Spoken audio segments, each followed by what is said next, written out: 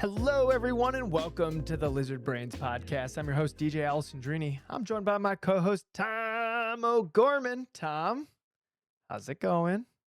Hello, I'm doing pretty well. I'm having one of those, just like you said a couple weeks ago, one of those rare hangoverless race weeks. Yeah? It's pretty good. Yeah. You How know about what? you? I didn't have a hangover today either. Well, today's Tuesday. Did I have a hangover yesterday? I don't think I did, Tom. What what is this?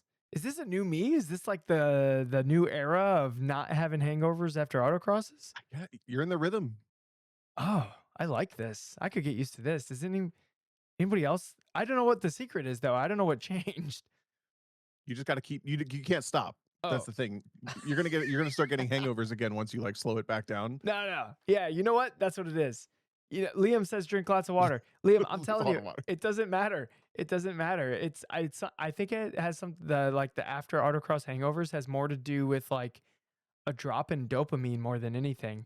But if you're just dopamining all the time, there's no time for a hangover. That's There the you go. secret. We've solved it. Just don't quit. Just you got to keep going. How was your weekend? Tom? I was expecting to hear a lot more updates in our Discord about the event, but you guys must have just been like clocked in and ready to hang on site because I didn't see a whole Yeah. lot. Yeah, I would say that's pretty accurate. You know, I learned a lot about. Have you ever driven a car, Tom, that you're like, wow, this thing feels fast and it feels good, and then like on further inspection, you're like, nope, it's actually kind of just slow. That was Tamara's car this weekend, unfortunately. Hmm. Like it How felt come? great. Well, so she's kind of going outside of what other people in B Street have done with their Supras, and she was running the OEM sway bars, and she's kind of on an island. She's like the only one running MCS shocks. So we were Okay. playing with like gas charge pressures and the external canisters. We at some point changed bump stops. We did all the things except like change the front sway bar, and I think that's actually what the car needed because while the car felt really good and it felt fast, it was really hard to figure out where the front end was going to end up. And on a super transition heavy runway course, it turns out that made the car like way harder to drive than necessary. So it kind of felt like I was without really noticing it just because I was having a great time. The way the car drives right now is an absolute blast. Um, I like cars like that. They don't need to be good to be really excellent, I think. And I kind of feel like that's what V8 supercars are or supercars in yeah, Australia. They're like I bet they're not the best car those drivers have ever driven. I bet they're not super spectacular or great anyway. I bet they're a lot of work. But they look like they're so much fun to deal with all the yeah, time that dude, it's worth it. I was having so much fun. Like if it was like Spec Supra and they all drove like Tamaras, that would be the greatest class that ever existed because Yeah. because the car was super fun. I did my first run, which I coned on Saturday, which was my fastest raw time, but I accidentally did it not in sport mode, so it makes like the throttle way less spicy.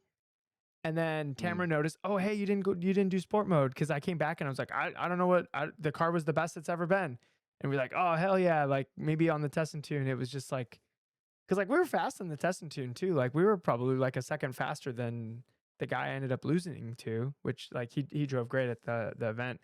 But we were thinking like during the test and tune, we were like, yeah, this is looking sweet. Like Tamara was only like she was like a little less than a tenth behind me, like after all said and done on the test and tune. So we're thinking we're gonna look really freaking sweet at this event, right? Um, and maybe that would have happened, but putting together like a 20 some second test and tune run when you get a bunch of tries, that's kind of easy. Like Yeah. eventually.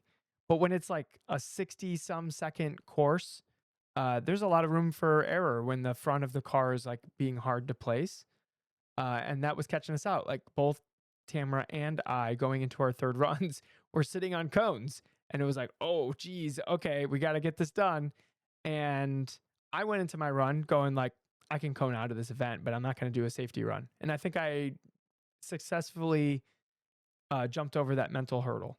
Tamara did not, unfortunately. So she was like way off pace, even though like we have about the same pace. So I was leading after day one. And then day two, my second run would have been more than fast enough to take the thing. But I just the front of the car didn't quite end up where I wanted to, and I just blonk, just hit a cone with the like the side of the car or the rear tire or something.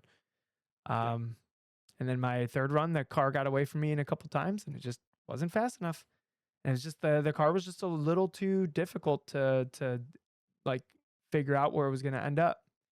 And maybe if it wasn't a super transition heavy course, maybe that like it wouldn't have mattered because it was really just like the back and forth.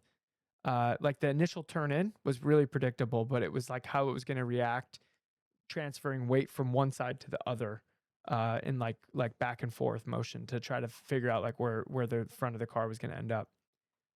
And that made it pretty difficult. Um, but man, it was fun. That was I I haven't driven a manual Supra before.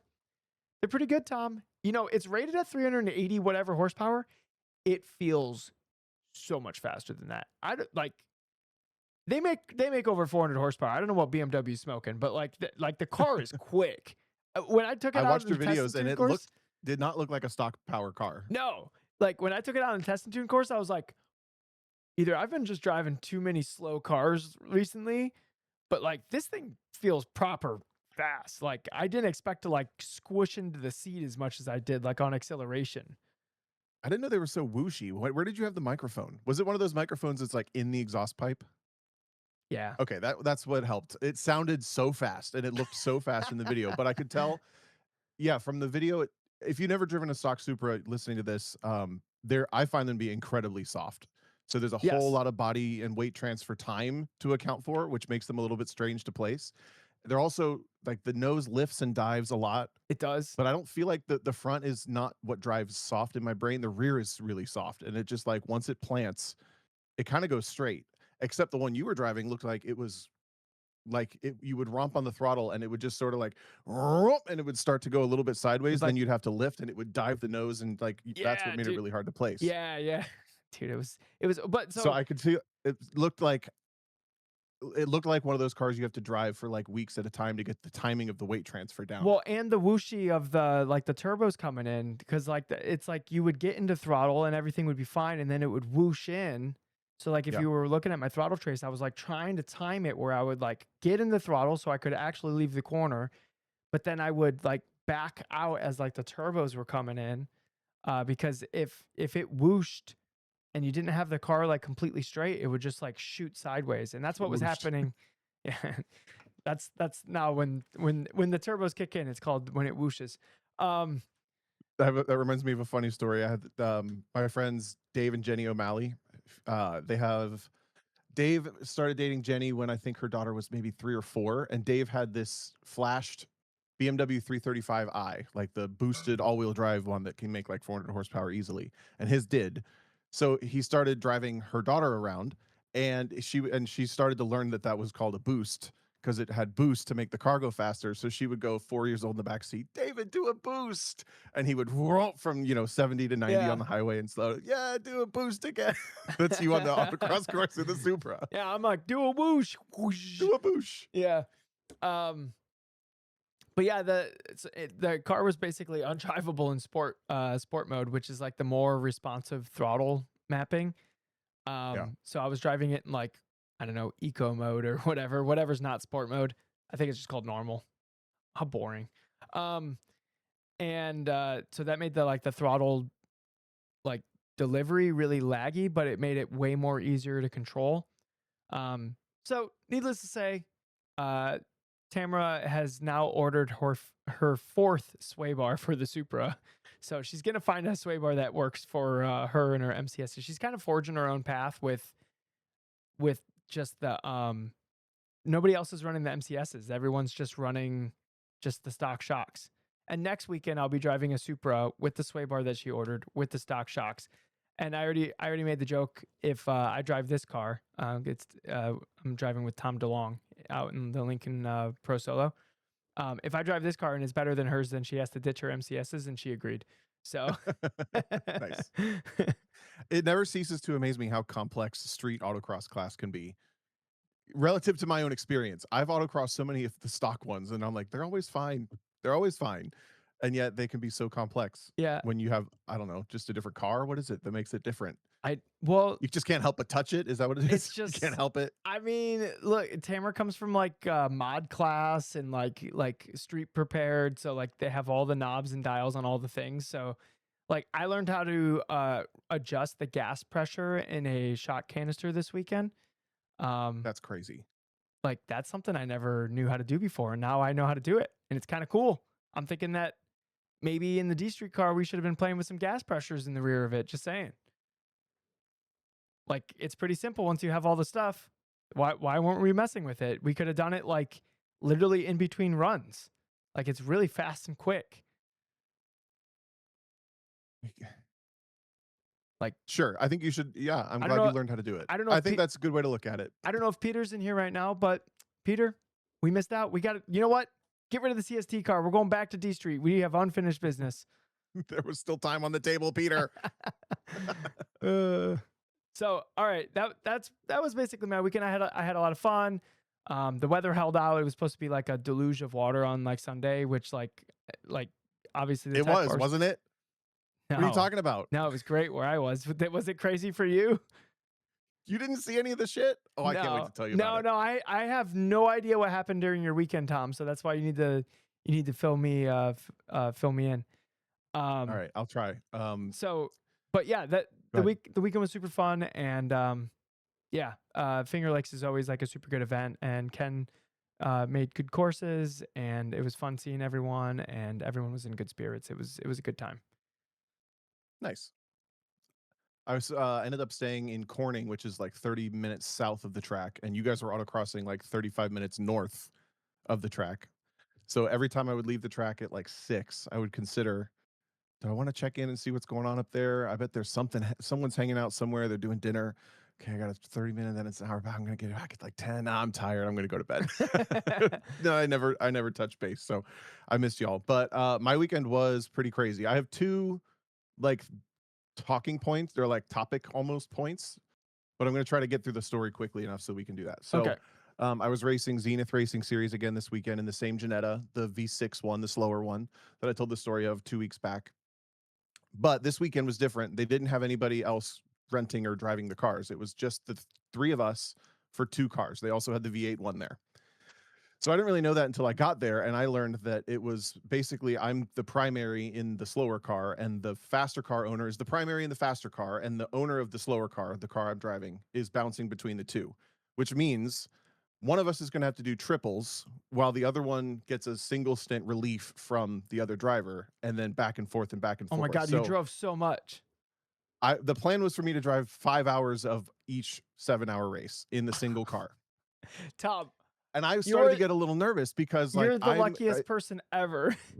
I am, but I'm also I'm not like I did not prep for the, like plan for I don't know. I was a little nervous, like I'm not in the best shape of my life. Like what happens if I can't do it? So um anyway, that's kind of in my mind. We go into the practice day. They shifted the practice schedule around a little bit to the detriment. I think we got less driving time overall. And the car was set up for some reason. I drove it fairly early in the day and it had like twice the amount of rake it was supposed to have. They said it was close to 10 mil of rake instead of 5, which I doesn't sound like a ton, but these cars are really sensitive. Dude, So when I yeah. drove it, it was just really loose. It felt like, you know, when you drive a car and it's like it's too loose, but I can work on this. And then I drive a car and it's too loose, and it's either the shoulder of the tire is corded and I'm just hitting the cords and it snaps, Yeah. or I have way too little camber and I'm just on the sidewall, or uh you're bottoming out, you're hitting the bump stop, and it Yeah. just I like know goes all these infinite first. feelings. It's Yeah, that yeah. kind of loose. It's like I don't really know where it's going to happen, but when it goes fast. Okay. And for some reason, I think it's because I've been watching Crashing at that racetrack for like a month now, between a little more than a month, but Between SCCA had a ton of IMSA. crashes. IMSA had the most crashes. Grid Life had a couple of crashes. So it's just in my head that this car is loose. It's a little scary. And I guess I just got a little in my head and intimidated about the track, which is weird because it's like one of my favorites. But Yeah. um, I didn't get that many laps and I didn't really get to shake that out of my system. But I know that we continued to work on the setup of the car because Anthony kept driving it. And he ended up doing qualifying because that's what worked out for our like 3 drivers in 2 cars way. Yeah. So he got the majority of the seat time that day, which meant that I didn't have the best confidence going into the race day. but we ended up adding a wicker to the wing. We ended up lowering the back end back down to where it was supposed to be and adding camber, which we knew would help hurt tire wear, but help like not make the car so scary. Yeah. So by the time I ended up getting into, yeah, I guess I'm like a gurney flap guy now. I just put them on every car. The Corvette, It's Tom then now this one, it's Tom's thing, really. my thing. Um, so Anthony starts the race. I think I got everything that day. I want to get back to the confidence thing, but that's kind of one of the topic points. But we start race one. I'm then supposed to get in at hour 2 and do a triple stint. And then Anthony gets back in for 1, and then I do the rest of the race, which was going to be something like another hour and a half. And I get pit out directly behind one of the BMW M2s. There's 7 of us in the class. It's all BMW 2 Series or M2s and us. Like Actually, the I lied. One of them's a V8, like an LS swapped BMW. Go ahead. okay. Like what? The Club Sport M2s or what like Yeah. okay, all right. Or like a 235i Racing, the older one. Got it. Okay, okay. That But they're makes all sense. faster than us in a straight line. They also all those cars are pretty good on the brakes. So I end up getting pit out right behind this 2 Series and proceed to have like an epic 30-minute like sprint race style battle with this car, trying to figure Sick. out any way I can possibly get around him. And I find out after the stint, it takes me like I went back and watched it on the stream. It's genuinely like almost 35 minutes it takes me to get by him. And it includes like multiple close calls, multiple like I make some small mistakes and drop back and have to get back to him. But it's all because we don't have ABS and we're slightly slower in a straight line. And I just like cannot attack the corner. And I've never really done a lot of like intense endurance racing style or racing style like that where one car doesn't have ABS and the other one does, but it was so frustrating. But also I kept thinking to myself, like, this is such a gift. I don't usually, you never get to race like this in an endurance race. Yeah. And we had gotten a 1 lap penalty or a drive-through penalty because at the start of the race, we changed columns. Like they have that IMSA rule where you can't change columns before the start finish line. What's a column? The rows of cars, there's like row and then column. Oh, like the green flag went and you like moved to the or whoever was taking the race start moved left or right. Correct. You can't move left or right. Yeah. Got it. So he did, trying to protect from one of the faster BMWs. So we get that penalty. Now we're behind. I think we're in like 5th. So I'm like trying to get through back to the like makeup time, and I'm just banging my head against this BMW. Find out after it's my friend Tyler Hoffman, who I've known for like 10 years. He comes over and he's like, "That was pretty fun, huh?" Man, I got to be frustrating, but I had to hold you up as long as I could. So we just got to catch up. It was super fun. That's awesome. Um, we need to have him on the podcast, by the way. He owns a race team and he's like does a ton of coaching, and Okay, yeah. there's this one crazy story that he needs to tell about me loaning my race car to them for and it getting captured and having to go rescue it and all this. So I'll save that story for then. But then back to the race. Once we settled, I got by him and I settled in. I was trying to catch up to the leader, and then through the pit stop cycles, we ended up back in the lead. And I don't know why, but I was like pushing harder than I realized. And I could see the lap times coming down, and I knew we were already in the lead. And the other thing that happened was this car is easy to like grain the tires in the first stint. I've never really heard anybody talk about this with any other car with their Bridgestones, but it Yeah. like it grains up. It's like those little worms on the side on the edges of all of the tread pattern, and it just makes the car like move around weird, and it has lower grip. It makes the brakes feel bad. So that happened in this race, and that didn't help with the confidence thing. So as I'm battling the BMW, the car's doing things I don't expect, and it doesn't feel that great.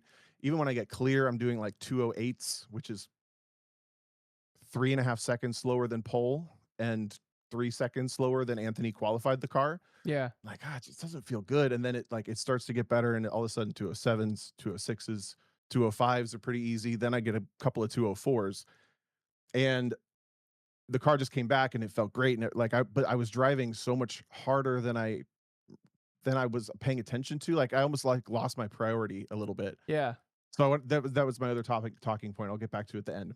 Anyway, we get through. That's most of the second stint. I'm supposed to do a third stint, and it is hot as shit in this car. It is so hot because it's like low 80s and like 100% humidity. It was so Yeah. just there's It no was airflow. The interior is black, so it's just like it was a soaking heat, very and the windows don't go down, so you're just like soaked in this car. And it was so much better at Road America for some reason, but this one was like, hey, is the other car still running? and they're like, "No, it's broken, the faster car." He's like, "Well, okay, if someone's available, I'm happy to get out if you don't want me to do the 3rd stint. That's better for me probably." And they're like, "Yeah, okay, that's the plan." Yeah. I was like, I got so lucky that I didn't have to do that 3rd stint because I genuinely think that I would have been in a really bad way.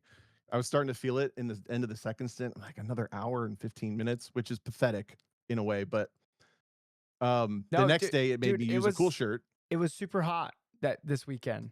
So, I mean, Was it hot up there too? yeah, Because I it mean, really wasn't that bad trackside, like, just sitting around or oh whatever, it no, wasn't dude, that bad. it was like mid to upper 80s at the autocross event and like high humidity. Like it was tough. Like once the sun went down, it felt really nice, but like in the sun, like it was pretty brutal. Yeah. Well, I'm glad you felt that too, because I felt like kind of a bitch not being able to do my 3rd planned stint, but I was No, really it was happy to hot. get out of the car and, like, cool down and just, like, reset to make sure I didn't push myself over the limit that then the weekend was just a wash, you know? Yeah. But I did use a chill out system the next day. Have you used one of those? That's the one where it's not like ice in a bucket. It's like actually has refrigerant and stuff, right? Yeah, and it's pulling outside air to, like, keep the water cool. Yeah. No, I I think I'm a haven't. chill out guy now. Yeah, you're a chill out guy. I think so. Oh, this is how you know when Tom O'Gorman's getting old, right? Like I think so. Tom of the I think past so. would have been like, we don't need the weight in the car. Now Tom's like, chill out system, so bougie. Well, the good part is it's a power to weight class, so you can actually account for it. Before in Okay. IMSA, you were just taking an extra 40 pounds. You're like, "No, Yeah, screw yeah, that. I'm yeah. not." They Uh-huh. don't let you weigh with it. Yep. See, this is also what How's my happens. coping? Yeah, Tom's coping right now. He's going after these like bougie classes instead of the whatever else could exist. Mhm. Anyways, Tom, we forgive you. You can continue. Thanks. No, I appreciate the I'm sure it's blessing very to use nice. the chill out. I'm sure it's very nice. Look, when I did a triple stint in a lemons race, I had a not a chill out, but it was just like Cool shirt. ice, yeah, cool shirt, and I would flick it on like just a couple times, like every other lap, and it made that triple stint in like mid to upper 80s, very nice. So It's like the fatigue isn't there. So I think I believe in that yeah, now. me too. I'm over my, my This, youthful exuberance that made me judge anyone yeah, ever judge myself from using one. Okay, so that was basically the what happened of day 1 was we got behind a little early. I had that epic battle, and then, we ended up winning that race by, like, 3 laps, I think, at the end of the day. and how did And that? then Wait, day how did you go from being a lap down to 3 laps up? No, we were in 5th on the lead lap, and we had to come back to the lead.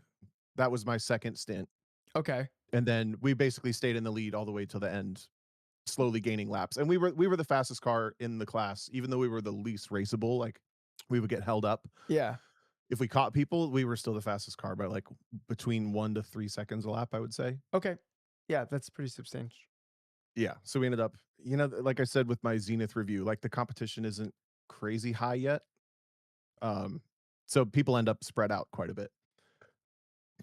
Race 2, there was between a 90% and 40% chance of rain, like, all weekend coming into that day. We wake up, we get to the track, and it's literally 50% chance all day long, which means they don't know what the hell's gonna happen. Yeah, basically. So I start the race, and it rains and stops raining and gets wet and stops getting wet, damp, maybe 3 times over the first 4 hours or so of that race. Um, I think we were leading by 5 laps over that. I did the first 2 stints. Anthony did 1, and I'm getting back in for the last 3 hours. There was way more code 60, so that was more spread out. We only needed 6 stints. Okay, And, as I'm getting in for the finish, it starts to rain, and that's like it's gonna be here for the rest of the day. So rain's falling. Finally gets, like, fully wet to the point where there's, like, spray coming off of cars, and it's not gonna dry out now. There's, like, 2.5 hours left, 2 hours 15 left, and it's starting to get, like, dark, and it's all cloud cover, and, they radio me that we have to pit in. We got a black flag because there's no headlights. And I'm like, because on Friday I had asked them, "Do we need headlights in the car?" The car has sticker headlights. It has like the headlight casing and then like sticker lenses oh on where no, the headlights should wait, be. hold on, And they're like, what do "No, you we don't need that until the nighttime race at Daytona. We're fine." hold on, how do you just put headlights on the car? Are they just sitting in a box like nearby? So we're 5 laps up, we get the black flag in the heaviest rain. I'm just to the point where, like, some hydroplaning might start to be a factor here. We have to pit. And they proceed to have to install they were gonna try to install these scooter headlights on the hood of the car. They basically said, like, "You can't go back out until you have headlights." So they're trying to install these, like, scooter headlights from their electric scooters and, like, drilling holes in the hood and trying to, like, bolt them on. And then they realize, like, the other car is broken again, and it has working headlights, so they run to the garage, they pull the And you're left just front right sitting front there. headlight from the other You're just car, sitting in the bring it out to car, the pit lane, and install the I'm sitting in the car this entire time, and it takes, like, a half hour. and you're just Luckily, it's pouring rain and everyone's slow as shit, so we went from 5 laps up, meaning all of us, like, all of us are turning, like, 2-minute 40 laps. yeah, That's, yeah, like, yeah. forever. So we go from 5 laps up to 1 lap down, but I think that's, like, almost 25 minutes. And they finally get the right front headlight from the other car installed and wired and working, and they send me back out, With one and I'm headlight. directly behind with 1 headlight, Yep. directly behind the new race leader, 1 lap down, and if I pass him, I get my lap back, and we know then I can go a little bit quicker, and they still owe a pit stop, and we're good to go till the end.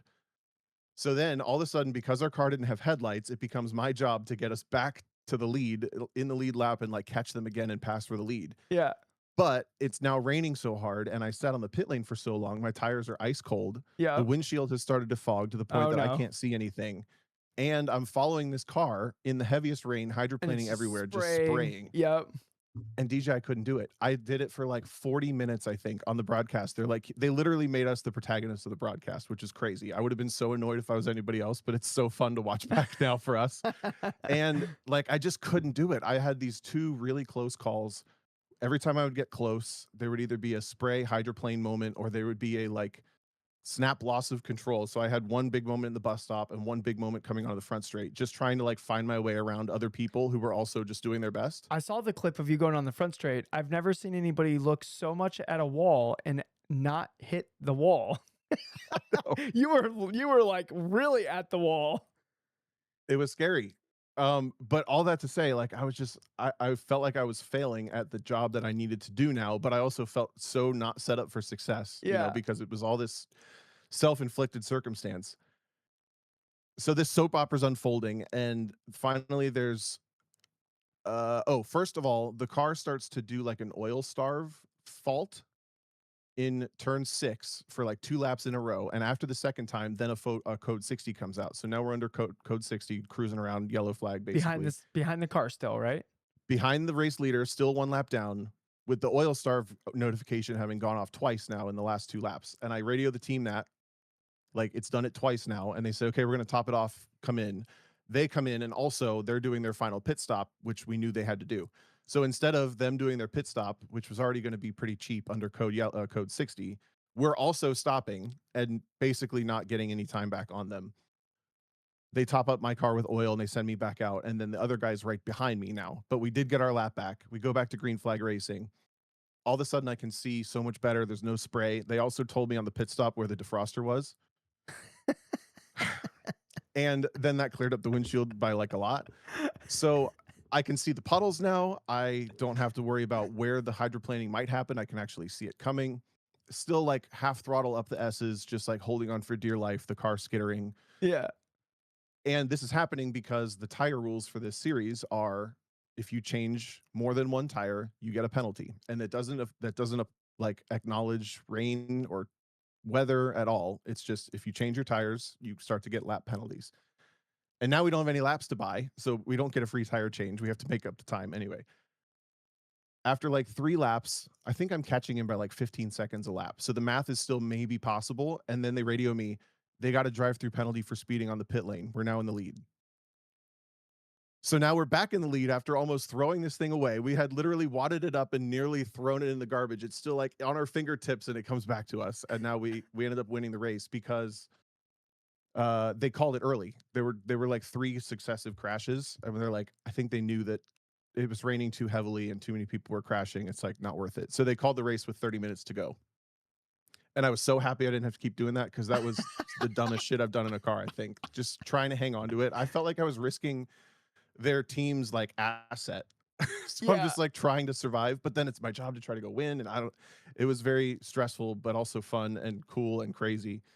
And I'll never forget it. But the other thing is I was watching the stream back, and again, after I had clear headlights, a clear windshield and not headlights, windshield, and we were back in the lead, I'm watching myself like push way harder than I needed to Yeah. now, given the circumstances of the race. So the fact that that happened twice this weekend, I was like, I wonder what that was about because I didn't feel it in the moment, but then watching it back, doing like Let me ask you. successive 204s, the fastest laps the car did all weekend while wearing my ass out and I can't even do a third stint. Why was I doing that? Or we're winning the race with this heavy torrential downpour and I'm in the moment not feeling like I'm taking big risks, but watching it back going, that like I would have judged myself so massively if I was me watching if that was somebody else and I was watching and then they made a mistake and threw the race away. I'd be like, what are they doing? And then it's still me doing it. Yeah. So So it's like, is it selfish or where does this come from? let me ask you a question. I Yeah. mean, if it didn't feel risky in the moment and you're watching the broadcast and it looks risky, does that actually mean it was risky and you just weren't I noticing don't it know. when you were driving? Because I, You I know, I know where go ahead. I Sorry. know where you're at when you're driving. Like it feels like nothing bad can happen and everything's great. And normally when you feel like that, it's because it's true. Nothing bad could happen. Everything's great. Like you're in control. It might not look like it from the outside, but like on the inside of the car, like you're the master of your own destiny, right? Sure. So if you were feeling that, then I don't know. Like to me, that's fine. But if you're I watching think on the it's just maybe broadcast, go ahead. if I was just gonna, I think maybe it's a good observation to make, if you get to the hindsight and you're going like, I could have handled that a little different. That's just another tool in the toolkit, the same way as like an epiphany with brake release or something, right? You can pull back on that when you pull it out of your toolkit when you notice the circumstances unfolding again. Yeah. That's one thing I'm thinking about. But the other part is like just watching it from a third person perspective. Maybe this is the commentary side now or what, I don't know what this is, where this is coming from because I've not quite had this experience before, but watching the last 2 hours back unfold and watch me fly off the racetrack like twice and have close calls and watch us be the protagonists but also like not really making any progress and feeling like I'm taking all these risks and stuff. Like I don't yeah, I don't know that I showed off the best of myself in Yeah. that stint even though it all played out in a way, if Interesting. that makes sense. But I also think I did do the best that I could do. It's just like such a complex and crazy set of circumstances. Yeah. And by the way, on 5 hour old dry like Bridgestones. Yeah. I saw So pictures. I saw they pictures were of not them. happy. They didn't have a lot of tread on them. Those are the 7 hour old ones. Oh, okay. But Okay. these were on their Uh oh. way to that in the rain. So I did drive a lot of this second race thinking like I need to have as much tread as possible when this happens, like, if it happens. And Yeah. sure enough, it did. But anyway, Okay. it was an interesting little self reflection, kind of thinking through why I let that happen. Maybe I wasn't quite as on top of my mental game as I should have been. So, or maybe it's not anything to worry about. That's why I say maybe just pack it away in the toolkit and make sure that if I end up in a circumstance like that again, I'm you have the ability to zoom out a little bit and manage that better. I'm curious about you. You touched on like the confidence thing, and you said that you weren't like feeling confident or whatever because the car was like. I feel like normally you're pretty quick to go like, the car's being weird. Like we'll figure it out. Oh, Uh, sure. So I wanted to come back to that. That's a separate one. And I do think like how do you rebuild confidence when it's shaken is basically what I'm thinking about. yeah, And I had to do it in real time. And for me, this reason the week this particular weekend, I was able to digest it and it is what it is, whatever. It was the car setup being funky, only doing laps on the funky setup fairly early in the weekend and not getting a chance to taste it again, yeah, plus the grain tires, making it feel funky again for a longer period. And then literally just all I had to do was drive the car that I had and it started to come back to me because the circumstances were car based and it didn't get to me. yeah, But feeling that lack of confidence for a day was like, God, this kind of sucks. Like I felt myself over slowing every corner. And when you do that at Watkins Glen, it's so fast. Like you literally will build like a second and a half to 2 seconds just in rhythm, in yeah, building the confidence to like roll speed in places that feel scary the first time. yeah, yeah. That makes So I sense. was feeling slow and I'm feeling like, all right. So now I can Yeah, pack like that away you're getting on as an experience done. you're getting on power, and you're like, I'm just driving. I'm just, Like, yeah, the wall onto the front straight, never even a thing like coming close. But this entry, scary. Exit, I'm just yeah, driving straight next and to then that. I'm not even yeah, scaring it a little and then bit. you're like, Okay, well, obviously I overslowed on entry, and then you come around next time and you're like, crap, I overslowed on entry again. Did it- but I'm Yeah. scared. I know that. I know that. Um, you So that was my asked weekend. you asked like, okay, so how do you rebuild the confidence? Um, I think you do it with I think you have to do it systematically. Like especially on a racetrack where you get the reps is Yeah. you have to look at the references and like when you're driving down the front straight you go, okay, where did I turn in? Where did I brake? How much did I brake? All right, I'm going to do that a little differently next lap. And then you do it a little differently next lap based on like the feedback you got. And then you get the feedback from that lap and then you apply the like different approach the next lap and then you like can slowly work toward whatever it is. If the confidence is shaken, if the confidence isn't shaken, then you probably have a good idea of how much you need to change and then that corner's dialed in like what, like 3 or 4 laps. um, but if it does get shaken, whether it's because of the car or maybe you had a moment or like maybe you just didn't sleep well or maybe you're in your own head, then I think you systematically work with what you absolutely know and you work from there. And Yep. you don't make any assumptions or because I think when you're shaken like that, you can't fully trust yourself. And that's part of the reason why you're shaken. So you just have to go with what you can rationally think about and rationally come to conclusions with. Like if you're breaking at the 3 and you're running out of momentum every single time, then break at the 2 and 3/4. Still running out of momentum by the time you get to the corner, then break at the 2.5. Oh, are you missing the apex? Okay, then maybe it was the 2 and 3/4, right? Like then it's like cool. And now that's where I break for the thing, right? A little easier when you have a brake marker. Last corner, you really don't really have a brake marker. It's probably just enough brake to pull the nose in, and that's about it, right? You're not like actually Oh, in this slowing car down for it. specific? Yeah, yeah, yeah. Correct. Yeah. In this car, yes. So like that's a little like that's kind of a trickier situation because it's not like you have this like defined reference of when to maximize the tire on braking. So Yeah. that's And a the way little the car was different. driving, it was more like a you would come in a little too hot. As soon as you came off the brakes, it would be sideways. Yeah, So then it's not like I'm overslowing because I'm well, you're describing it perfectly. So then you have to drive the car you have, back it up a little bit, and just like soften things up, soften the brake pressure up, create less longitudinal weight transfer. Just like yep, small bites, just like reverse engineer. Once you realize what's happening and observe that that's happening, yeah. it was kind of interesting to process that having happened and feel like okay, I actually managed it pretty well I feel like given the that's circumstances. I feel like that's kind of how you have to drive a car at Toledo, where you literally have to drive exactly what you Yeah, have and not what it's you true. normally have or hope you had or wish you had. You just kind of have to drive exactly whatever the car is at the moment, and then maybe you can make some changes later. Like when I did the pro and the car was. Tom, you thought the car was being weird when you drove it at Toledo, dude. I wish you would have drove the version of the car that I drove on like that first stint at Toledo. Like that was that I've never driven a car that wanted me more dead than that car. Like it was wild. I was like, I don't even know what this thing's doing. Uh, um, well, sick. Good job, Tom. Thanks. Oh, so the last part, it is so cool. And the stream is like kind of mid, I think. It's really hard to follow a 15 to 20 to 25 car amateur endurance race.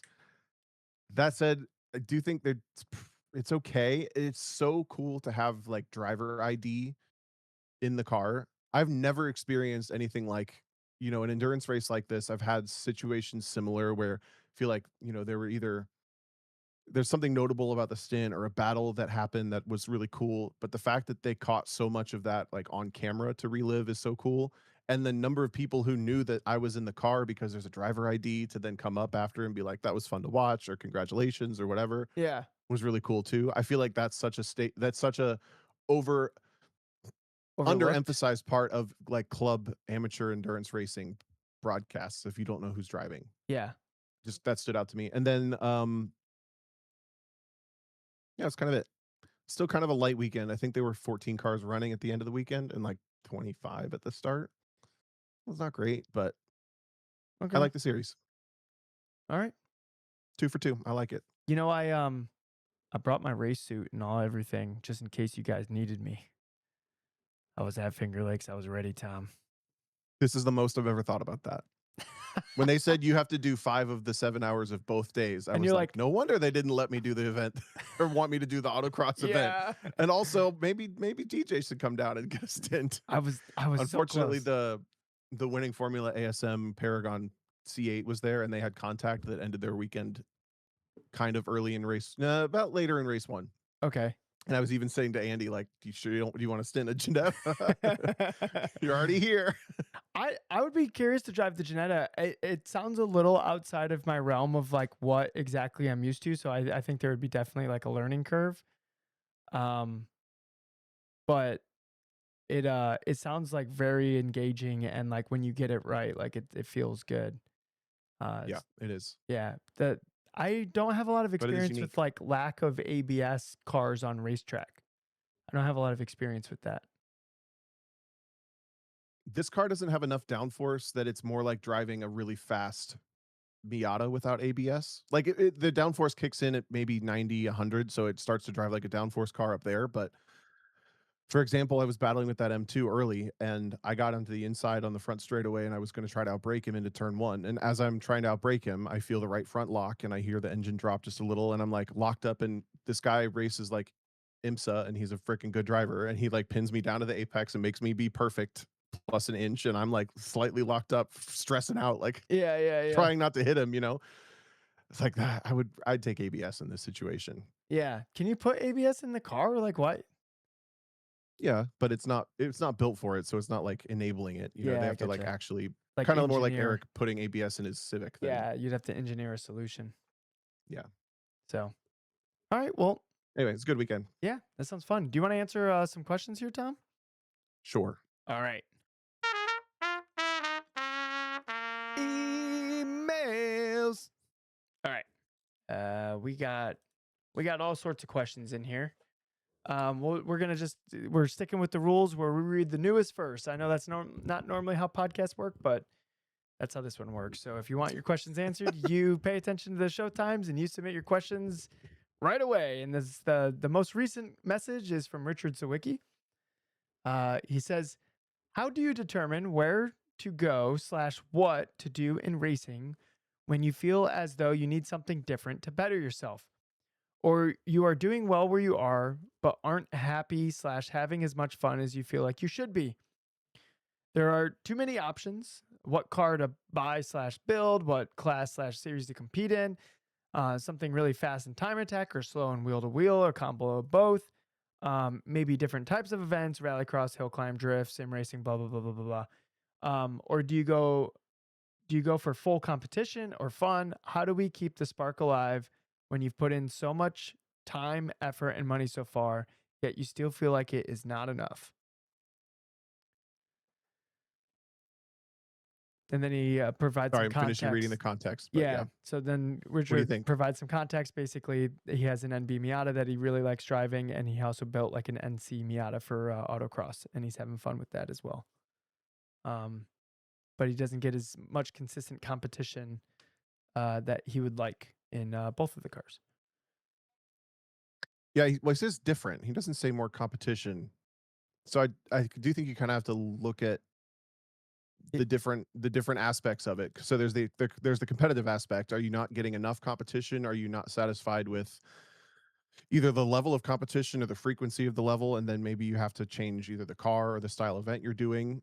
If I know you've been really competitive and enjoying the NC, so maybe you do more autocrosses to get more of that competition hit, or is it the social aspect where maybe you add some people to the circle in a way, like you add some villagers to the village, and you try to like find some events to go to with people you haven't been doing that as much, or like more people, invite people to the events you're doing. That can add fun. So that's why I think there's a couple different ways you can try to fix this if you're feeling like the dopamine hit isn't the same. yeah. To a point that is always, there are lulls. Not every single year an event can be the billboard one, though. I can say I've been through a couple of those. Yeah. Um, What do you think? I think trying to get like being like a champion for the class is like whatever the class is. Like if you want the class to be better, like if you feel like a champion for the class would help the class and you feel like you're capable of that, then do that. Like for instance, like SCCA B spec would not be where it is today if it wasn't for like the couple people that champion the crap out of that class. And so if they didn't like take up the reins and like be the, basically the hype man for B spec, they would be having less fun than they're currently having in B spec, right? Yep. And you could say the same for Spec 3. Um, like the guy who runs all the social media for Spec 3, like he's like single handedly putting that class on the map because like him doing that is going to make it more fun. So Yeah, so I guess maybe the other part is picking up what, like I said, there's multiple aspects. So for me, I know a little bit more of a fun aspect than a competition aspect person. To answer your question, do you go full competition or fun? How do we keep the spark alive when you've put all this effort in, but it's not feeling like enough? That's where my fun reset stuff, finding something that really makes me want to go to the event comes in, and even giving up sometimes when I don't really wanna go. There've been in those lulls, those are the times that I give up events more often. Um, so it's kinda following your heart a little bit, but but, but I know that I'm gonna chase the fun thing. So, like, last year, I could have probably had a pick of a couple cars at nationals with bloodbath competition, and I picked the Evora because it sounded like the most fun, and that's what got me wanting to drive it. and another end Whatever of your the version of that is, making sure that you know your own personality, what's gonna fulfill you a little bit. If you're a fun person or a competition I think you're more a competition person, right? yeah, absolutely. Well, I find a lot of fun in the competition, like the fight to the death, Yeah. like even the losing and feeling bad about yourself. I find fun in that somehow. Like like that like that's the thing that I like about it. I like feeling like there's always more to learn and there's more to figure out and there's more to do and I've I think maybe I would feel kind of like Richard if I was in a class that didn't feel like I could lose at any moment. If it felt like I kind of had it on lock, I could see how I would feel like a little aimless. Mm, But when it feels like I have to bring it each time I show up, and even then I might not still win. Like if my best performance happens, somebody else's best might be better. I like that. I think that's fun. And I think it brings out uh, the best in me. And so I understand that that might not be for everyone. And I feel lucky that that's what it is. That's where I get my fun because for me that feels very sustainable because I'm never going to completely be able to dominate anything. People are just too good. Um, so like that feels very sustainable, and I like that. I like the struggle because I will always find something to struggle with. Like that, like that's just how that's just how it's gonna work. Um, if at some point I become number one on autocross rank, and autocross is just super easy, like it is for Tom McGorman, he just wins wherever he goes. Um, I don't know. I could see me getting a little bit bored, but right now I'm not number one on autocross rank, and number six, just way down the list from Tom O'Gorman. So how bad did my 2nd place at that Toledo hurt me? you're still number I didn't one. have the heart to look. You're still Oh, number one, Tom. You're still number one. good, I can sleep. I'm kidding. I feel gross.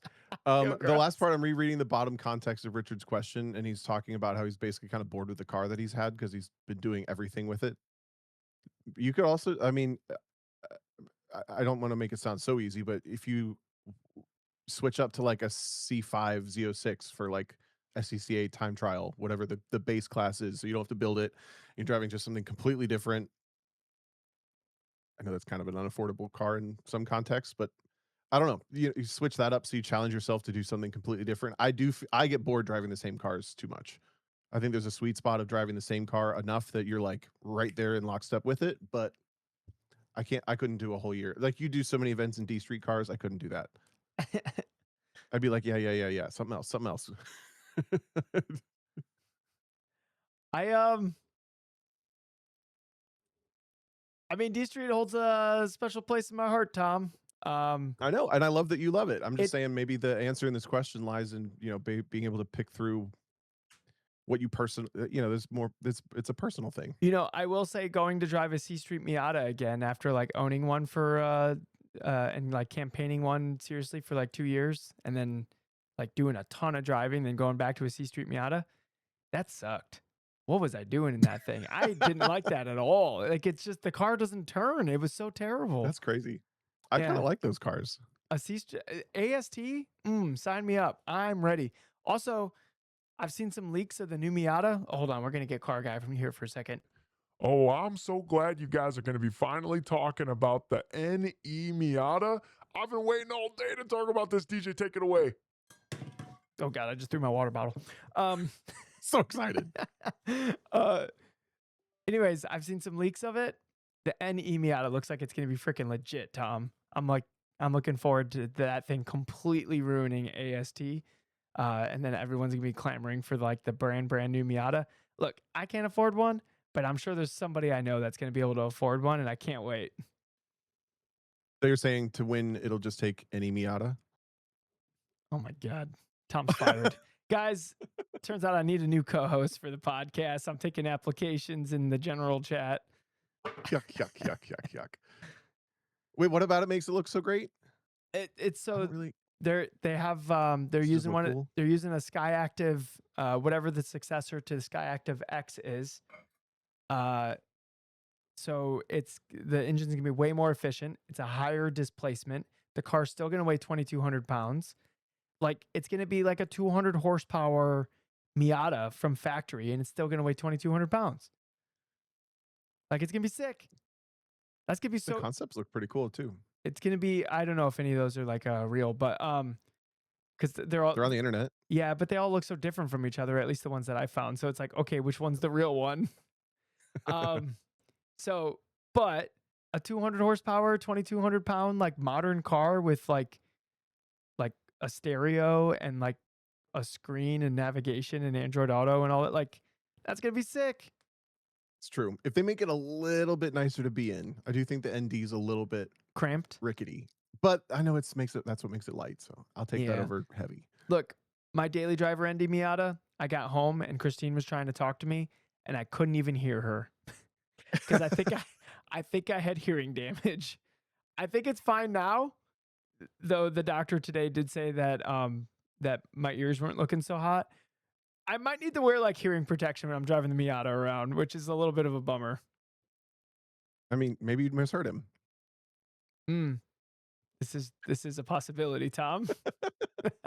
Is it that loud? Is it not a stock exhaust? I've never noticed they were that loud. I guess just the top sucks. It's just the wind noise. It's just so Yeah. yeah, it's just so much. Like I like would throw in my earbuds just for like the active like sound canceling.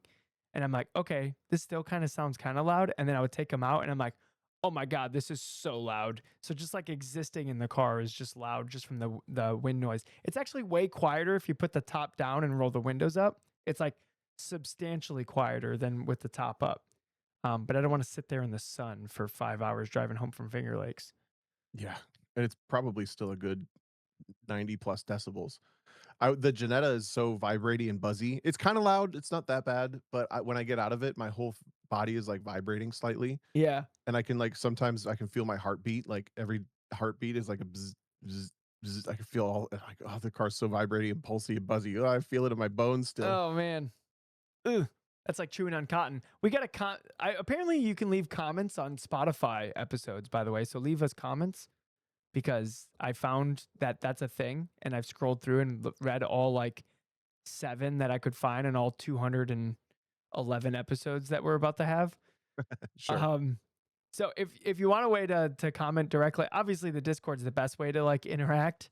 But the comments were fun. But yeah, if you somebody left a comment saying that I like basically ruin their day about talking about chewing on cotton. So sorry about that. Sorry, and sorry to do it again. I didn't describe it this time around. You have to listen to last episode to hear that. So, all right, that's Richard Sawicki's question. I have no idea if we helped you, Richard, but thanks for the question. Yeah, hope it helps. I guess this one kind of ties, so knock it out. Andy asked, I imagine there will be some debrief about the Zenith race this weekend. Do you mind talking about the tires? How you manage the tires that most people would never believe would last 7 hours? Luckily, this car makes it pretty easy. We can drive pretty hard the whole race, and it's kind of required to make the car go somewhat fast. It's kind of like on the surface in the slow corners, and then like down in the surface with the downforce above, excuse me, 80 maybe. See, Well done, well done. Um, that said, we did have to.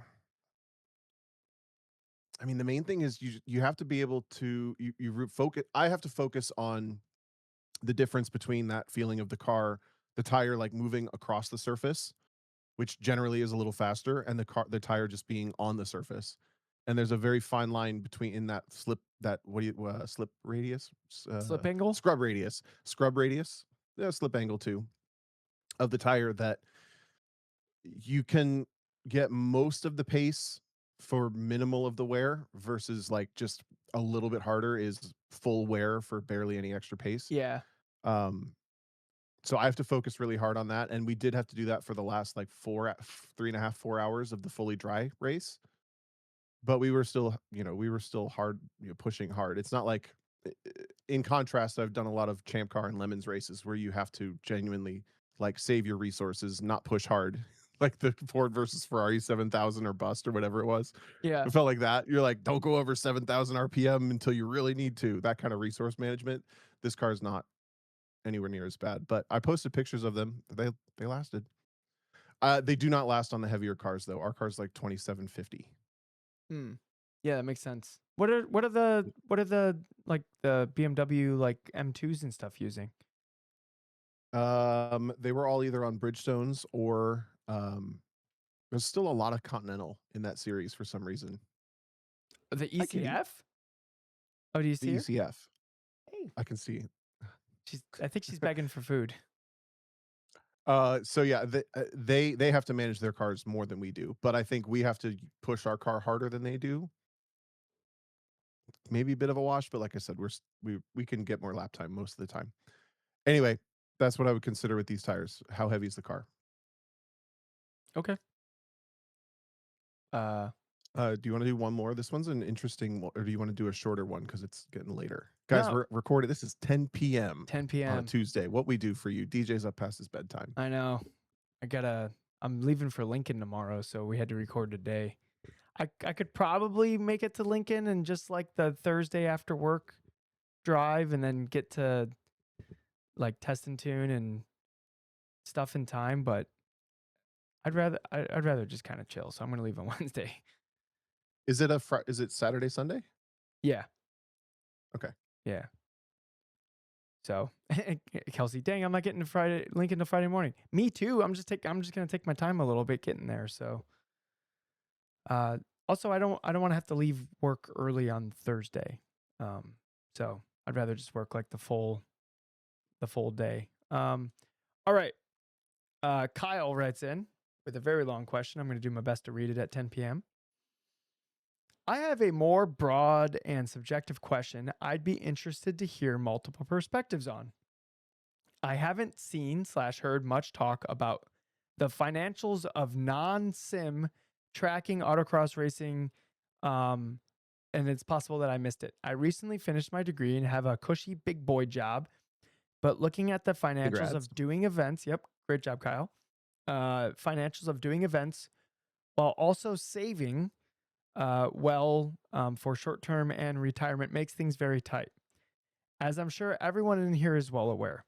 How do you guys balance your financials with also doing enough events to feel satisfied with your progress and fun? What things do you cheap out on? What do you never compromise on? What kind of compromises do you make? How do you find your limit of the types of events you do and how frequently?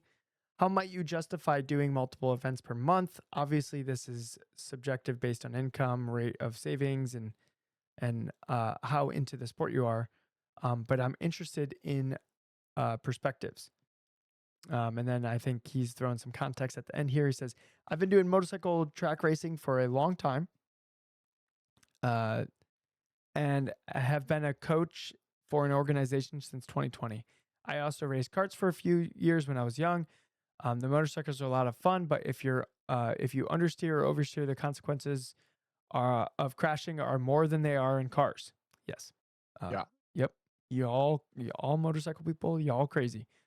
I saw a clip. They were motorcycle pro races, I think, at Mid Ohio this weekend, and they run the chicane at the keyhole. Yeah. And this guy like flicked it into the chicane. I almost said the left rear. The rear swung into the grass. The back end swung around. He high sided himself and flung himself into the keyhole, basically. Like I was like, onto the what pavement? are? Yeah, just like straight onto his tailbone. Oh He my like God. 6 feet in the air, launched himself over the leader of the race. It's like, oh my I would god, just these people are die. I would crazy. just be broken at that moment and just be like, cool, I guess I'm sim racing through a straw now. Yeah. I would do it too. If I had to blink, if I had to blink to sim race, I would. Um anyways, where was I? Consumables and labor. Yep, consumable parts and labor are generally cheaper, which has been a big driver of me keeping on them instead of making the switch to cars. But for some reason, getting more into cars has been an itch for me over the years. I've done 5 to 10 autocrosses ever. I've yet to take the car on track. I currently do not own my own car I can do events with. And my partner has a Civic that is an automatic. Uh, okay. Good question. Yeah, we haven't touched on this type of thing in maybe years. Yeah. So there's one part of this that we have talked about before though, Tom, and it's where if like you can only afford to do certain amount of events that instead of like them just trickling throughout the year, it might make more sense to make like a push toward like a keynote event or like a big event that you want. So let's say you can only afford to do like 15 autocrosses for the year. You wouldn't just do like one, maybe two a month and then like go to nationals or whatever. Like maybe you just have like a crunch month where it's like 15 in a row or maybe some double header weekends like leading up to nationals and then that's like your motorsports window. So when you get to nationals like you have your best possible performance. So like you can kind of consolidate your total spending to like land around what events are most important to you. So that is one way you can prioritize like a limited budget on spending.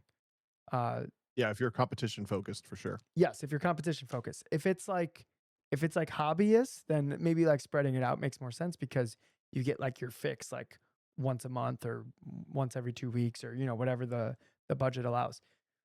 That being said, um, I like the thing I like about autocross is the frequency of events I can do. I wouldn't be nearly able. There's no way I could drive as much as am now if these were all road racing weekends or even time trial weekends or even like track day weekends. Like the consumables, everything, it would just cost too much. I would have to do a fourth of the events that I'm doing because every event would cost 4 times as much. Yeah, So for sure. so that like you can take that into account. Maybe you can do like a mix where if like you do have like time trials and road racing stuff, but then you like supplement those weekends with autocross and maybe like there's ways to cut down on the cost of autocross, like just buy a nice tent and then have like a sleeping pad and like you could camp at most like double header weekends. Like maybe you don't get the a nice shower like a hotel would offer, but also your tent probably costs as much as what a hotel would be. So like doing a double header weekend doesn't cost that much more because you sleep in a tent, right? When I first started autocrossing and the budget was more limited, I slept in tents all the time. Or like would sleep on the floors of hotels or like Taylor just posted a picture. him sleeping in a car. He had like an air mattress in like the back seat. He would sleep diagonal in it. That works for me and Mhm. Taylor because we're not like super tall, but like you can figure out ways. You can. I remember we would cram like 5 to 6 people in a single hotel room, because like that way it only costs like $30 for the weekend. Um, I would say as my budget has increased over the years, just with like more income, me being more comfortable has probably been like the biggest expense. Yeah. Just because like not sharing a hotel room with 6 people that statistically somebody's going to snore and keep me awake, um, is like it's an unnecessary risk to my enjoyment of the weekend. So like I'll just stay with people that I can, or get Airbnbs, which are like typically a little bit more expensive than cramming like 4 people in a single hotel. But like there's ways you can hitch rides to events. Um, I did that a lot while I was working with Hawk. I would just jump into somebody's vehicle that was already like going down to an event, so I didn't even have to like drive myself because they're already going. There's ways to uh, cut back on the cost, and a lot of it is just experiencing a little bit more discomfort. So if you get to experience more events and then you're just a little less comfortable, depending on where you're at and what your like discomfort tolerance is, uh, you can save a lot of money and do more events that way. Yep, totally agree. That's the stuff I skimp on too. I cheap out on travel, lodging, food. Especially now, the food can be like a huge amount. Yeah. Um, I mean, I used to meal prep sometimes and just bring food with me to events. If I didn't have to go too far, I'd bring a cooler sometimes. Yeah, sleep on floors. I famously slept on the floor of a like walk-in closet, basically, or like one of those sliding door closets. My first IMSA weekend, because they weren't paying for my lodging. I Yep. just got to race the cars, so it's like, can I sleep on a floor somewhere? I know I'm an extreme case. I've always lived that way. Yeah. I Tom's started pro super racing when I frugal. was making like 30 grand a year, and I was sleeping in the truck, and I was using every resource I could. But that's what I wanted to do. So I don't know. Yeah, I try to maximize the the the number of events for sure. The quality events has become really important to me too. Yep. So I don't spend money on events that I don't think are quality or worth my money. I'll go to those events and not spend money, but you have to have that barrier. When it comes to the car stuff, I really don't feel like an expert enough to like talk about that because I've owned so few of my own cars and they've all been so cheap that it was just kind of keeping tires and brakes on them until the S2000 started to get out of control, and that's what I got with ASM. So I got lucky that way too. Do you have any tips from when you were running your own cars? How did you save costs, or was it literally everything else Nah, in life and then dude. I and then be able to spend what you needed on the car? dude when I was I think that's how it goes. when I was running the GLTC car, I was literally eating canned chicken and like canned beans, and like that was like 90% of my meals. Yeah. Because each meal was like, I don't know, I think I calculated it out. It was like $1.30 per meal. And I was like, hell yeah. Like I I can afford to do this. And like my body didn't feel great. Like I said, like it always comes down to like comfort. Like I was uncomfortable because like my food sucked, but I was able to go racing. Right. Um Yeah. and, and at some point you go, okay, I can do a little less of this, but be more comfortable. And or maybe I don't know, maybe like the bug will kick in again, and I'm like, actually, that canned chicken looking pretty freaking good, and Yeah, it's worth it for this. yeah, and And it's you'll worth it know. for this, yeah, and you'll know. So I think The last part. Oh, sorry, go ahead. Sorry. yeah, you can. I have a finishing thought. You go ahead. I was going to say the last part is you can get to know the people who run the events. I didn't pay for autocross at my locals for like the first 4 years almost, I think, because I was helping run them. Stuff to save money on entry fees. That's another big one. Yeah, Even when I was pro racing, like honestly, I think I only paid entry fees for one of my pro racing seasons. I think I worked a deal with them in some capacity with marketing and with like making myself available for paddock tours and activations and social media and like whatever I needed to do to hustle to get the free entry fees. That's still like anything to work with the organizers or the event so you can volunteer. That kind of stuff helps a lot too.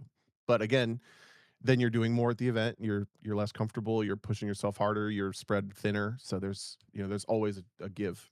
Yeah, when I was running GLTC, I would only do like half of the events for the year, but I would be at almost every single event, and I would instruct on like weekends where maybe I didn't want to race GLTC or just couldn't afford it or whatever, and then that would Yeah, pay they had for HBD at the time. yeah, and then I would pay for that would pay for my entry for like the next event that I was racing at.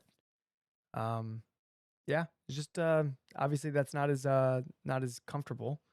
But basically my finishing thought is you kind of make it work when something becomes like important enough to you, like you just figure it out.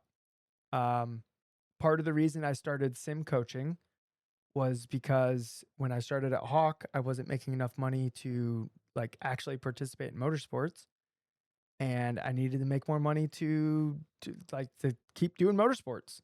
Um, and so like that's where the sim coaching came from, because I'm just like, well, I people will probably pay me to do this, so I like put myself out there and like made extra income, and like it put me out of the red, and I could actually stay relevant in motorsports like after the GLTC car was done and I went and got a new job with like a big pay cut or whatever. Um but like I don't know, you just kind of like find a way and figure it out. That being said, when it comes to savings, um I have like a cushion, but I don't have like I have a retirement. But I don't have like I don't I don't have just like 20 grand sitting like waiting around like for like a rainy day or whatever. Um because for me, money has always just turned into more racing. So, Sure. like, I'm not gonna have 20 grand of fun sitting around waiting to like be fun someday. That 20 grand's gonna turn into fun right now and next Yep. week and the week after that.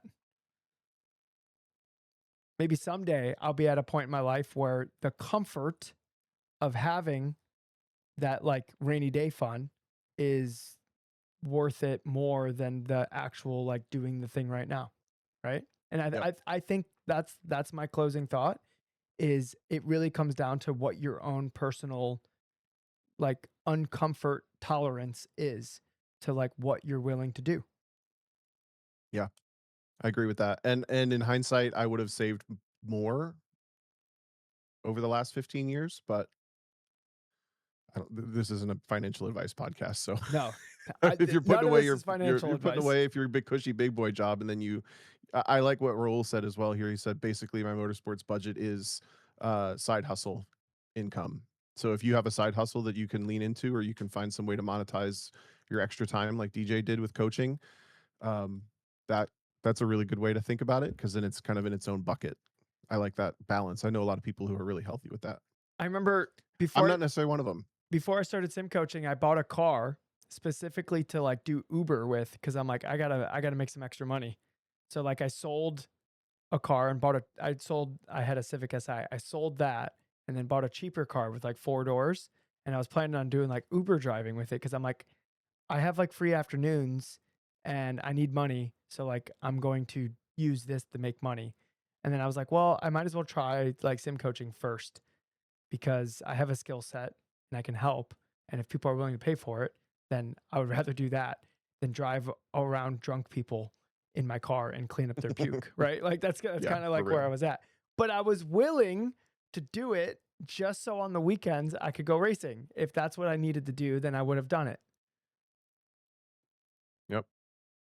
Tim agrees with the meal prepping. Yeah, I mean, I think lodging, travel, and food, that can be like, depending on what you're doing, that can be like a high three, almost four-figure swing for a lot of events. I would start there. All right, good question. Alex says, "How many people Money's fun. puked? Just one would send me on a different path." Alex, luckily I never did any Uber driving, because the sim coaching was actually like working pretty well. So, um, Yeah, but I did have that car for no reason then, so that I eventually got rid of it. But that was that. Remember my Scion that I had, Tom, the of purple one? course. Yeah. Yep, that's Uh-huh. what I got that for, because I thought it would make a good Uber car. Uh-huh. Yep. when we worked at when I worked at the go-kart track, there was one accident when I was on shift. Somebody got sick in the helmet, and they Ooh. gave me a $20 bill when they got out of the cart to go clean themselves up, and they came back and handed me a $20 bill as an apology. And I got on the radio to all the high schoolers who worked there, like, who wants $20 to clean up a go-kart? You would have thought that there was like free food. They came all so fast to go clean this go-kart up full of this Look at mess look at for 20 Jamie. bucks. Look at Jamie and his privilege in the chat. $20 bill was not enough, and literally all these high schoolers are like fighting each other for this Yeah, $20 the bill. 17-year-olds clamoring over each other so they can get Chipotle after shift. Oh, I mean, I would fight if it was a bowl of Chipotle more than a $20 bill. I think I would fight somebody for that. Let's be honest. It's already there. You get to eat it right after. Yeah, I don't have to go Oh, somewhere. never mind.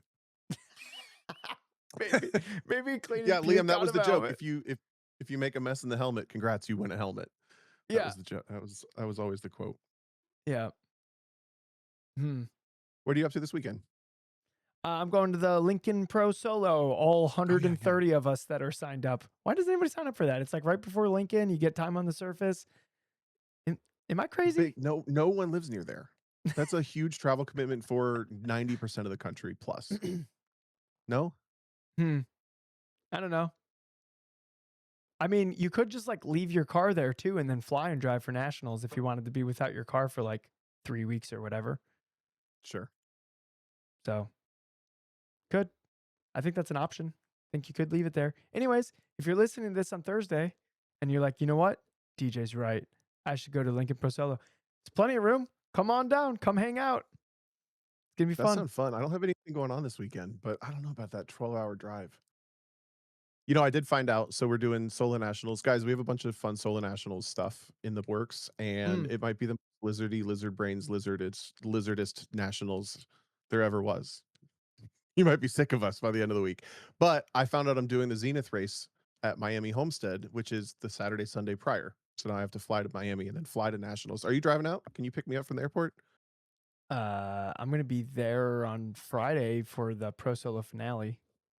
Yeah, can you come get me on Monday? On Monday, yeah, I gotcha. Okay.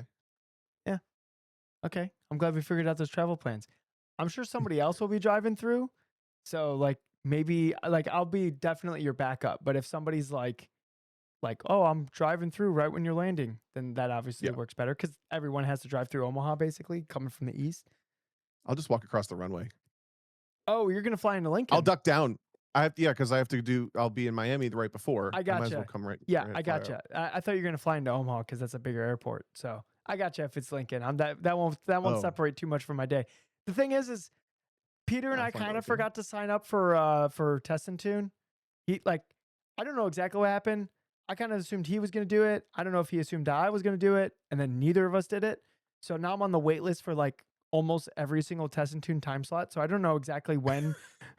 I don't know exactly when Monday will be open, and also I might just be like walking around with a cardboard sign, like we'll buy Test and Tune tickets, like trying to just drive. Yeah. I don't think we'll actually Maybe need it, but I just want to drive. Like if I'm there and there's like an autocross course that I can drive on, like I want to drive on it. So, well, yeah. I don't know. Maybe this is a little tone deaf, but I feel like it's like Grid Life tickets where there's always availability at the end. If you're just there and you're ready to go, and there's always some that pop up, you'll be fine. Trust me. But I wanted to leave Monday pretty open so I could go around and, bum some spare change, so to say. Oh, you just want to drive a bunch of cars. Is that what you mean? No, that's not what I meant, but that does sound fun, Tom. But I will if I have to. You know what? Now that you mention it. Yeah, now that you mention it, I would do that. I am supposed to drive an E-Mod Stalker at Southern Nats Test and Tune. Don't know what day that would happen, but that's supposed to happen at some point, so that would be fun. Is it the Vincents or the Minehearts? It is Vincent's. They're all excited because it turns now, and I'm like, hell yeah. And remember you said it. Yeah. Really good dragster. Yes. So now it's a dragster that turns. Sign me up for some of that. That sounds fun. That does sound fun. So what are you doing this weekend? Cool. I mean, Tom? that's going to come up so fast. It's only a month away. I'm not doing anything this weekend. My family gets home from their trip, and I think we're going to get together Saturday, and then I think we might do something Sunday too. Yeah, I don't have anything this weekend. Okay. Wah, Well, wah. you should fly out to Autocrossing at Lincoln or Lime Rock something. on Saturday. I don't know. Should I go autocrossing at Lime Rock or autocrossing in Lincoln? Hmm. I'm gonna go autocrossing. That's a tough sell, Liam. Yeah, that's it's about the same amount of travel time too. Yeah, Grissom shootout. Mm. Oh yeah, There's a 1% chance I pop up somewhere, but probably not. the Grissom We'll shootout. see. The Grissom shootout's actually kind of close to you. Yeah, So it's 3 hours. yeah, I would be curious about the format of it. I feel like I should send you there as a Lizard Brains reporter, and then you give us the Reporter on the scoop. ground. Yeah. How about this, Tom? If you go to that event, I'll pay your entry. You just have to find a car to drive. Don't take any unnecessary journeys. Don't go in the sea. What does this mean? That's my reporting. Oh. You never seen that video? No, I don't know. I have no idea what you're talking about When right she now. gets hit with when she gets hit with a stop sign. What? It's a news blooper. It's a news blooper. Sorry. No. What is this? Am I the only one that doesn't? Somebody in the chat tell me if I should know what this is. Yep. See, Raul has lost on. us. Does anybody know what Tom's talking about right now? Because Taylor said elite reference, so apparently he knows what you're talking about. Okay. See, that's a news compilation blooper watcher right there. I'm just kidding. Blooper Peter knows. watcher. Wait, yeah. Peter knows and I don't know. Oh my God. That's funny. I love it. All right. Well, okay. Somebody send me the clip, please, because now, yeah, Taylor, try catching up, DJ. All right. You know what one of the highlights of the weekend was? What's up? I'm standing there for the driver's meeting. I'm standing with some STC people. And somebody goes, I think Peter's singing the national anthem. I go, like, our Peter? And then I see Peter standing behind like the driver's meeting talking heads. And Peter looks real nervous. And I'm like, oh my God, Peter's singing the national anthem. And I've never heard Peter, I've heard him hum like the national anthem before, like if I was standing next to him. I've never heard Peter sing. I've never heard that ever before in my life. And I'm like, oh man, like what is even gonna happen here? Is like Peter, like, is he like proving a point here? Or like what's going on? And then Peter starts, and oh my God, Tom, it was so good. It was so good. You got to go find the video. I think Peter might have shared it on his Facebook page. I'll link it to you. It is like, Okay. it was outrageously like Peter's gonna be modest. It was super good. So you know what? Never judge a book by the cover. I didn't know, Peter. I didn't know you had that in you, but it was awesome, and it was such a great surprise. And like you've never heard people cheer louder at the end of one of these things, like because I think it just That's awesome. Because Peter's just so adored in the whole community, and then like that came out of like left field. So Peter, I'm really happy that you got to surprise everyone and that you crushed it that hard. That was super cool. That is awesome. Very cool. So that was the highlight of the weekend. Accompany him on the trumpet when? So playing with a singer is really hard because you have to play in different keys. So it might be like really weird key that I would have to play in. Also, all right, I think the podcast is probably due for a trumpet update. I stopped playing the trumpet. Yeah. Yeah. For now. The problem is I would get so many cold sores when I was playing the trumpet that it would ruin my enjoyment of it, because my lips would be getting strong and like I would be happy with how I sound and happy with my progress. And then I would get a cold sore and then I'd have to let my lip heal and I would like lose like progress. And it felt like it was like I could never break past a plateau of my playing because because I got cold sores from my mom when I was like a baby. So it was kind of like ruining the enjoyment of it for me. So I enjoyed being bad at something and trying to get good at something that was not racing. But I think I'm done with it because I was losing the enjoyment in it. Yeah. You know, maybe someday they'll have like you fake blow into it and you can just push the buttons still I don't and think it'll that just would play do the the same. noises. I don't think that would do the same. So Auto blown trumpet. I don't know. if anybody needs a boxed rad trumpet, Auto tooted. let me know because I will be selling it. But I would love to sell it to somebody in the community first instead of just some goober on Facebook Marketplace. So reach out. I don't know. Tom's his own comedian over here. He's freaking killing himself. I don't even know what he I said. made myself laugh. We need to end. Okay. I think we're gonna end the show. I'm just gonna start playing the music and hopefully Tom comes back. Bye everyone. Come on. Auto toot, auto trumpet. I don't know. I got nothing. Hey, I love your hair and I hope you win.